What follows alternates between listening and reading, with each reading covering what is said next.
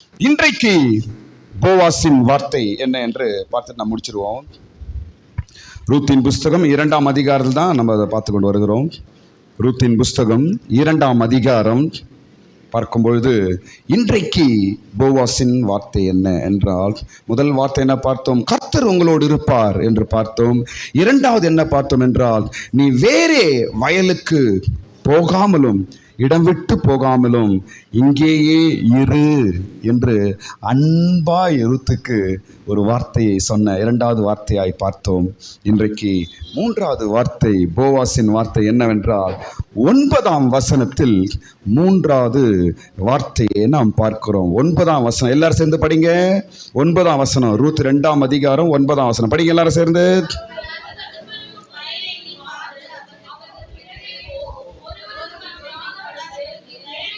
படிங்க.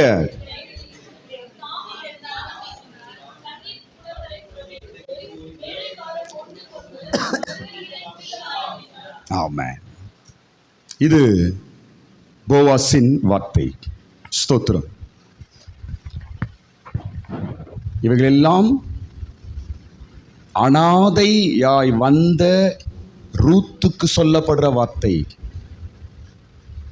அனாதையாய் திக்கற்றவளாய் எந்த உதவியும் இல்லாமல் வந்த ரூத்துக்கு சொல்லப்படுகிற ஒவ்வொரு வார்த்தையும் அவளை பலப்படுத்தி உயிர்ப்பித்தது. ஸ்தோத்திரம். நாம தான் ரூத்து, நம்முடைய இயேசுதான் போவாஸ். ஸ்தோத்திரம். இன்றைக்கு இங்கு சொல்லப்படுற வார்த்தை என்னவென்றால், இதை 3 பகுதியாக நான் பிரிக்கிறேன். இந்த 9ஆம் வசனத்தை 3 பகுதியாய் நான் பிரிக்கிறேன். பாருங்க. ஸ்தோத்திரம். முதல் பகுதி என்னவென்றால், அவர்கள் பிறகே போ. என்ன சொல்றாரு முதல்லங்க? அவங்க பின்னாடியே போ என்று சொல்லிக் கொடுக்கிறார். ஸ்தோத்திரம். பாருங்க, நம் வேதம் படித்து ஜெபம் பண்ணி இருந்தாவே போதும், கர்த்தர் சரியாய் நம்மை நடத்துவார். ரூத்துக்கு அங்கே யாரும் கைட் பண்ணல, யாரும் ஒன்றும் சொல்லலை.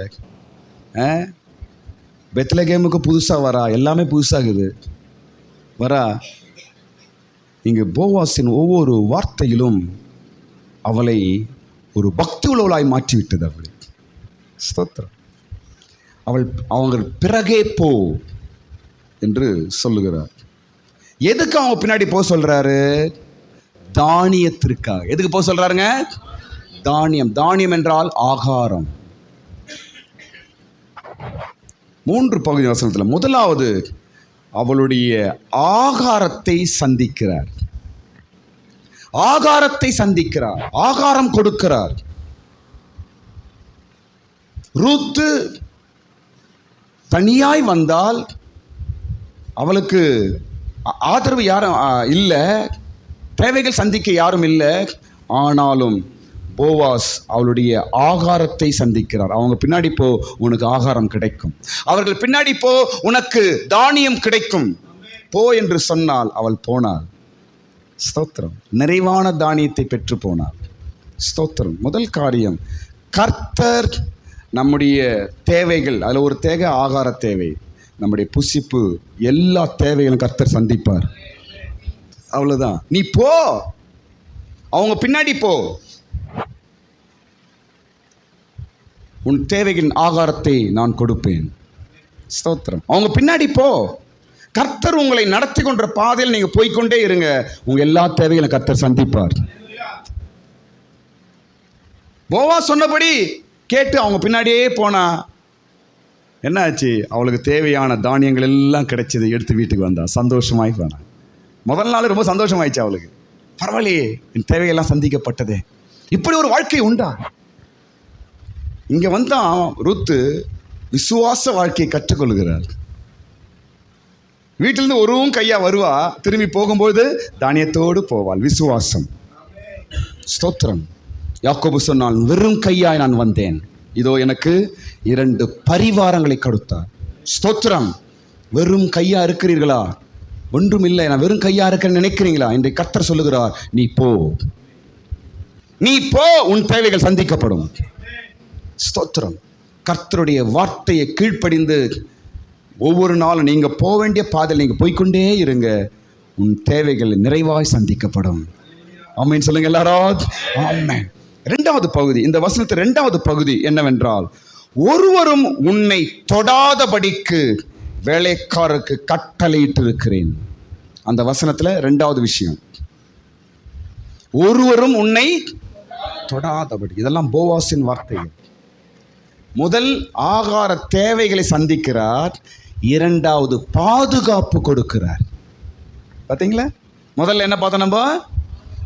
தேவைகள், ஆகாரம். வானத்தின் பட்சைகளை போஷிக்கிற உனக்கு கொடுக்க மாட்டாரா? விசுவாசமாயிரு, கிடைக்கும் என்று சொன்னார். இரண்டாவது பாதுகாப்பு. ஒருவரும் மேல கை வைக்க முடியாது. பார்த்தீங்களா? ஒருவரும் உன்னை தொடமாட்டார்கள். என் வேலைக்காலுக்கு நான் கட்டளை கொடுத்திருக்கிறேன், தைரியமாய் போ. இது என்னத்தை காட்டுது? பாதுகாப்பை காட்டுகிறது. சொல்லுங்க, கன்ஃபியூஸ் ஆகிடாதீங்க. அழகான சொல்றத மைண்டில் அப்படியே உட்காருங்க. முதல் ஆகார தேவை, இரண்டாவது பாதுகாப்பு. இதெல்லாம் நமக்கு தேவை நம்ம வாழ்க்கையில். இதெல்லாம் போவாஸ் தராருங்க. ஆமென் சொல்லுங்க. போவாஸ் யாருங்க? இயேசு தராரு உனக்கு. என் பிள்ளைகளுக்கு நான் என்ன போஷிப்பேன், குடும்பத்துக்கு என்ன போஷிப்பேன், கர்த்தர் தருகிறார், தருவார். நீ போ. இரண்டாவது உன் பாதுகாப்பை அவர் உறுதிப்படுத்துகிறார். ஒருவரும் உன் மீது கை போட முடியாது. எந்த வல்லமையும் உன் மேல கை போட முடியாது. எந்த மனுஷரும் உன்னை தொட முடியாது. எந்த வன்கண்ணும் உன்னை தொட முடியாது. எந்த போராமையும் உன்னை தொட முடியாது. எந்த தீய சக்தியும் உன்னை தொட முடியாது. ரூத்தை பார்த்து சொல்றாரு, ஒருவர் உன் மேல கை போட முடியாது, உன்னை தொட முடியாது. சூப்பர். ஒருவரும் உன்னை தொட முடியாது. என்னையும் என் குடும்பத்தையும் ஒருவரும் தொட முடியாது. எல்லாரும் சொல்லுங்க. ஏனென்றால் போவாஸ் சொல்லியிருக்கிறார். ஹல்லேலூயா. ஒருவரும் உன்னை தொட முடியாது. ஸ்தோத்திரம். ஒருவரும் உன்னை தொட முடியாது. ரூத்து அனாதை, பரதேசியாய் வந்தவள், ஆதரவற்றவள். ஆனாலும் அவளை ஒன்றும் யாரும் தொட முடியல. ஏன்? போவாசுடைய அதிகாரம். யார் கையில் இருக்கிற பாவா? இயேசு. எனக்கு யாருமே இல்லை, என் குடும்பத்துக்கு யாரும் இல்லை, எந்த ஆதரவும் கிடையாது என்று பயப்படுறீங்களா? இயேசு என்ற அதிகாரத்துக்குள் நீ இருக்கிறாய். இயேசு என்ற ஒரு பெரிய அதிகாரத்துக்குள் நீ இருக்கிறாய். போவாஸ் யார் தெரியுமா? ஒரு பெரிய ஒரு அதிகாரம் உள்ளவர் அவர். தெரியுமா? அவர்கிட்ட வேலையாட்கள் இருக்குது, செல்வம் இருக்கிறது, பேர் இருக்கிறது, ஒரு அந்தஸ்து இருக்கிறது. அப்படிப்பட்ட ஆள் தான் போவாஸ். அவர் தான் நம்ம இயேசு. அவரிடத்தில் சகல அதிகாரம் உண்டு. ஸ்தோத்திரம். என் வேலைக்காரருக்கு நான் யார்? இயேசுவோட வேலைக்காரங்க யாரு? தூதர்கள். இயேசுவோட வேலைக்காரங்க யாருங்க? தூதர்கள். என் தூதர்களுக்கு நான் கட்டளையிட்டேன், உன் பாதம் கல்லில் இடராதபடிக்கு அவர்கள் உன்னை கரங்களில் ஏந்துவார்கள். ஸ்தோத்திரம். இன்னைக்கு நம்ம இயேசுவோட வேலைக்காரங்க யார்? தூதர்கள். ஸ்தோத்திரம். தூதர்கள் உங்களை பாதுகாப்பாங்க. ஒருவரும் உன் மீது கை போட முடியாது, தொட முடியாது. ஸ்தோத்திரம். இந்த நாட்களில் இந்த வார்த்தைகள் எல்லாம் நமக்கு ஒரு பெரிய பலனாய் மாறட்டும். ஒருவரும் என தொட முடியாது. ஸ்தோத்திரம். மூன்றாவது வார்த்தை என்னென்றால், உனக்கு தாகம் எடுக்கும் பொழுது இங்க வந்து நீ தண்ணீர் மொண்டுக்கொள். மூன்றாவது வார்த்தை தாகம். ஆகார தேவை சந்திக்கிறார், பாதுகாப்பை உறுதிப்படுத்துகிறார். மூன்றாவது தாகத்தையும் அவர் தீர்க்கிறார். தாகத்தை தீர்க்கிறார். ஸ்தோத்திரம். உங்களுடைய தாகத்தை கூட கர்த்தர் தீர்ப்பார். பல தாகங்கள் உண்டு, மொண்டு கொள்ளுங்கள். தாகமாக இருக்கும் போது இங்கே வந்து நீ மொண்டு கொள்ளு என்று ரூத்துக்கு போவாஸ் அதிகாரம் கொடுக்கிறார். ஸ்தோத்திரம். இன்னைக்கு பல சூழ்நிலைகளில் நமக்கு தாகம் உண்டு. ஸ்தோத்திரம். தாகம் வருகிறவர்கள் அங்கே வந்து மொண்டு கொள்ளுகிறார். உங்களுக்கு எப்பப்பெல்லாம் தாகம் வருகிறதோ நீ மொண்டு கொள்ளுகிற இடம் சபை.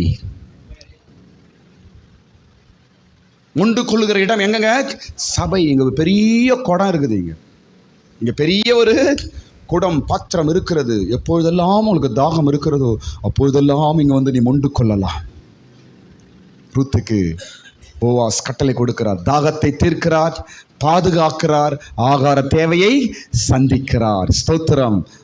போவாசின் வார்த்தைகள் ரூத்தை பலப்படுத்தினது. இந்த 3 வார்த்தைகளும் நம்மையும் கூட வரும் நாட்களிலே நடத்தும். ஸ்தோத்திரம்.